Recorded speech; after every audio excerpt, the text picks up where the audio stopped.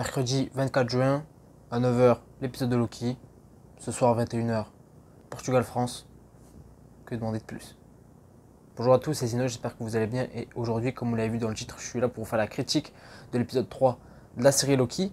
Épisode 3, déjà, oui, on arrive évidemment à la moitié de la série, déjà, puisque je rappelle que la série Loki contiendra que 6 épisodes, mais qu'une saison 2 est déjà en préparation. C'est d'ailleurs la seule série Marvel Studios à ce jour, en tout cas actuellement, qui prépare une deuxième saison. On sait que pour WandaVision et Falcon and the Winter Soldier, ce ne sera pas forcément le cas.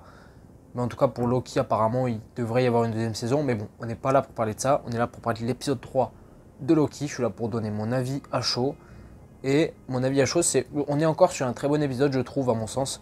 Après, je suis assez mitigé dans le sens où je ne sais pas si c'est celui que j'ai préféré. C'est sans doute des 3 premiers épisodes. Et vous savez que j'ai beaucoup aimé les 2 premiers épisodes. Je vous laisse d'ailleurs aller voir les critiques respectives vis-à-vis de ces 2 premiers épisodes de la série Loki. Ils sont sur la chaîne, allez les voir si ça vous fait plaisir. Mais j'avais beaucoup aimé les 2 premiers épisodes de la série Loki et j'avais beaucoup d'attentes pour ce 3e épisode là. Et c'est vrai que j'ai peut-être été un petit peu surpris sur certains points sur lesquels je reviendrai plus tard. Mais pour l'instant, je l'ai vu qu'une fois, je le reverrai sans doute une deuxième et une troisième fois plus tard. Mais pour l'instant, c'est peut-être celui que j'ai le moins préféré pour l'instant. Mais c'est encore une fois un très bon épisode, je le répète, sur beaucoup de points. Les choses que je peux potentiellement reprocher à ce 3e épisode là, c'est que, et c'est par rapport à ça justement que l'épisode m'a surpris, c'est que je l'ai trouvé un petit peu lent. Je l'ai trouvé un petit peu lent et c'est assez paradoxal parce que c'est quand même un épisode qui dure un peu moins longtemps que les 2 premiers épisodes. Celui-ci fait un peu plus de 40 minutes, il fait 41 ou 42 minutes, générique inclus. Donc on est quand même sur un épisode un peu moins long que les 2 premiers. Les 2 premiers faisaient plus de 50 minutes, générique inclus. Donc voilà, mais c'est vrai que j'ai trouvé certaines. Il y avait quelques longueurs, quelques petites longueurs. Il n'y en a pas énormément, mais il y a quelques petites longueurs qui m'ont un peu embêté, faut que je l'avoue. Notamment la scène du train qui est peut-être un petit peu trop longue à mon sens, mais ça n'engage que moi. Mais sinon, encore une fois, je le redis, j'ai trouvé cet épisode très très bon. Il y a d'énormes points positifs vis-à-vis de ce 3e épisode là. Mais voilà, quelques longueurs par-ci par-là. Mais sinon, à part ça, j'ai pas grand chose à reprocher de négatif, on va dire, à ce 3e épisode là. Là où l'épisode fonctionne très très bien, c'est tout l'aspect esthétique. Visuellement, c'est magnifique, c'est une claque. C'était déjà le cas pour les 2 premiers épisodes. Les 2 premiers épisodes étaient réussis, notamment esthétiquement. C'était très beau, c'était très bien réalisé. Et on est encore dans le cadre de tout ça avec ce 3e épisode-là. C'est magnifique. Je dirais même que on est peut-être à un level au-dessus parce que c'est vraiment magnifique, quoi. On a l'introduction d'une toute nouvelle planète assez originale et assez particulière. Et j'ai beaucoup aimé cette ambiance un peu post-apocalyptique. Ça m'a un peu rappelé, pour ceux qui connaissent sans doute, le premier Hunger Games avec le train, avec les différents costumes un peu kitsch. Enfin, voilà, c'est une ambiance que j'ai repérée et que j'ai trouvé très similaire du coup justement à Hunger Games. Mais voilà, j'ai beaucoup aimé cette ambiance post-apocalyptique, cette planète violette avec la lune au-dessus. Esthétiquement, c'est magnifique, visuellement, c'est très très propre, même au niveau de la réalisation, c'est magnifique. Il y a un plan séquence à la fin qui est vraiment très très bien fait. J'ai beaucoup aimé, les scènes de combat sont ultra bien faites, j'ai adoré tout ça. La musique est au top, franchement, pour l'instant, au niveau de la musique, c'est un sans faute pour moi vis-à-vis de ces 3 premiers épisodes. Donc, tout l'aspect esthétique, visuel, musique ou autre, c'est un sans faute vraiment remarquable, c'est magnifique. Au niveau de la réalisation, c'est toujours aussi propre. Vraiment, il y a un plan séquence à la fin de l'épisode qui conclut l'épisode justement, qui fonctionne très très bien, qui est magnifique, qui est bien fait, qui nous plonge dans l'action pleinement, avec cette ville un peu cyberpunk futuriste sur la planète Lamantis. Tout ce que je disais au niveau de l'esthétisme et tout ça, c'est en rapport justement avec cette fameuse planète, Lamantis 1, qu'on ne connaissait pas et qu'on a découvert. Et c'est une planète assez particulière et assez originale que j'ai beaucoup aimé, notamment au niveau de l'ambiance. Ça, j'ai déjà eu l'occasion de le dire. Mais voilà, toute cette nuance de couleurs violette qui fonctionne très très bien. avec voilà, ces déserts arides, avec des espèces de colonnes qui sont là pour prélever je sais pas quoi, ou je sais pas pourquoi ils sont là, mais ça donne un aspect visuel à la planète et vis-à-vis de l'image qui fonctionne très très bien, et justement avec cette ville très futuriste qui fait très cyberpunk, où se situe justement le plan séquence à la fin. Bref, je l'ai dit ça 150 000 fois dans cette vidéo, mais sur le plan esthétique, ça fonctionne très très bien, c'est irréprochable. La MVP de cet épisode, c'est sûrement Sylvie, la Lady Loki. On va l'appeler Sylvie pour que ce soit plus facile pour tout le monde, puisqu'elle s'appelle Sylvie, hein, c'est ce qu'elle dit dans cet épisode 3. C'est vrai, c'est Sylvie la MVP, je trouve, de ce troisième épisode-là. Il y a une alchimie qui fonctionne très très bien, je trouve, avec le Loki que l'on connaît, enfin le Loki, bref, Loki quoi.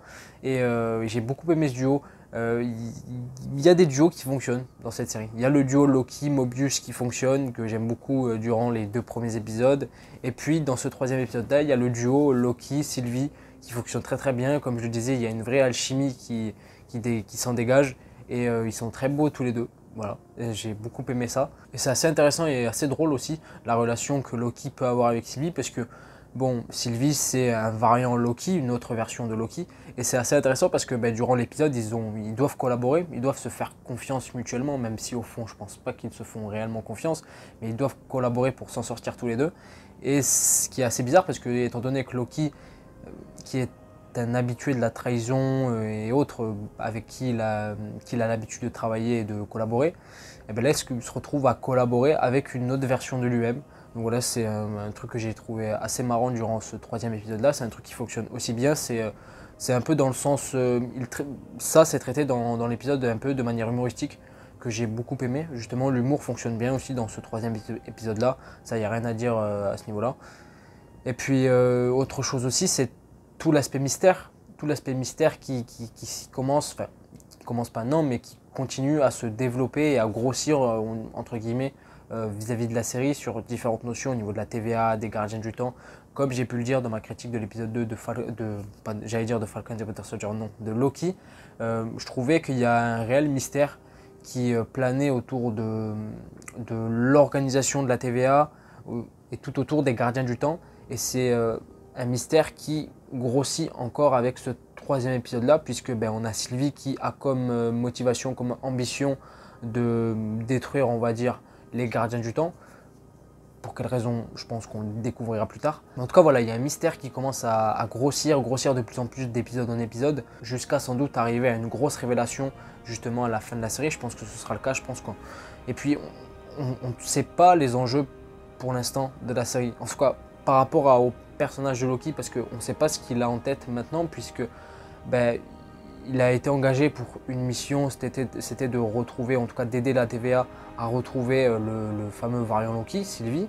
Et maintenant qu'il se retrouve avec Sylvie, il commence à avoir des doutes au niveau de la TVA, des doutes qu'il avait déjà, mais qui ont grossi avec certaines révélations que lui a fait Sylvie, sur le sens où en fait les minuteurs, je crois qu'ils sont appelés comme ça, les gens qui travaillent à la TVA, les soldats et tout ça, ne sont en fait que des personnes recrutées par la TVA, et ils n'ont jamais vraiment été créés exclusivement pour la TVA.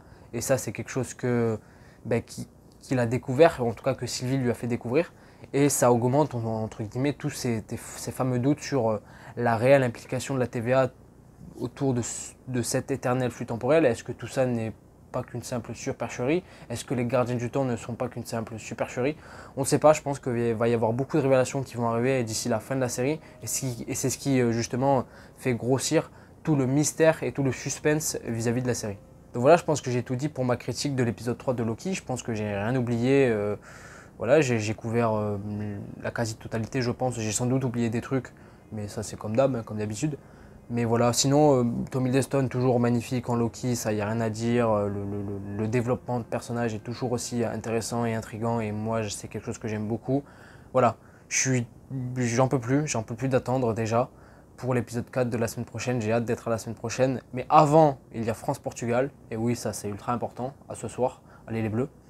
Et puis voilà, je pense que j'ai tout dit. N'hésitez pas à me dire en commentaire ce que vous avez pensé de cet épisode 3 de Loki. Je pense qu'il va quand même un peu diviser. Entre les gens qui vont totalement adorer, entre guillemets, cette originalité au niveau de l'ambiance et de l'esthétisme avec cette planète, la Mantis, et tout ça, et puis d'autres qui vont un peu plus reprocher certaines longueurs que je reproche justement à cet épisode, mais c'est pas non plus quelque chose que je déteste et qui me font détester ce troisième épisode là, pas du tout. Je trouvais que c'est encore une fois un très bon épisode, mais sans doute des gens vont reprocher ça de manière beaucoup plus grosse que moi. C'est les goûts et les couleurs évidemment, c'est la subjectivité, mais voilà, je pense qu'il va quand même assez diviser, mais on est quand même sur un épisode qui est assez original, et ça c'est quelque chose que j'aime beaucoup, l'originalité, et c'est ce que la série nous propose depuis le début, et j'espère que le reste de la série, pour les épisodes 4, 5, 6, en tout cas pour la deuxième moitié de cette série, de cette saison pardon, on va encore rester dans cette notion d'originalité, qui rend entre guillemets la série assez unique dans son genre et dans son contexte, et ça c'est quelque chose que j'aime beaucoup. Voilà, j'ai trop parlé pour cette outro. En tout cas, dites-moi dans les commentaires ce que vous avez pensé de cet épisode 3. Faites-moi part un peu de vos théories vis-à-vis de différentes choses. Pour la suite, pour les gardiens du temps, pour la TVA, que va-t-il arriver à Sylvie, à Loki, bref. Dites-moi tout ça en commentaire, n'hésitez pas à liker. Ça m'aiderait énormément. Et surtout, abonnez-vous. Là, ça m'aiderait beaucoup aussi. Mais vous n'êtes pas obligé, vous faites ce que vous voulez. Bref, j'ai trop parlé. C'était Zino, je vous dis à la prochaine.